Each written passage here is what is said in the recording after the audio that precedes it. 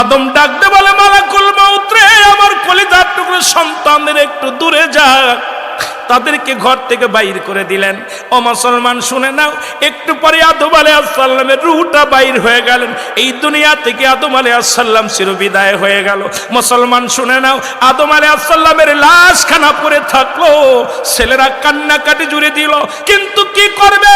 কেমনে দাফন করাইবে, কেমনে কাফন পরাইবে, কেমনে জানাজা পড়বে, কিচ্ছু জানা নাই। কারণ প্রথম মৃত্যুবরণ করলো আদম আলাইহিস সালাম। এই মানব জাতির প্রথম মৃত্যুবরণ করলো আদম আলাইহিস সালাম। এখন আপনাদের প্রশ্ন থাকতে পারে, ভাইজান আদমের ছেলে তো আগে মারা গেছে। হ্যাঁ গেছে। ওই হাবিল কাবিলের ঝগড়া আপনারা সবাই জানেন। ওই দৃশ্য তো আর আদমের ছেলেরা জানে না। কেমনে মাটি দিয়েছিল, কেমনে তার দাপন করেছিল, কেমনে তার কবর খুঁড়েছিল, কেউ তো জানে না। কিন্তু আদমের বংশের মধ্যে প্রথম মৃত্যুবরণ করলেন আদম আলাইহিস সালাম।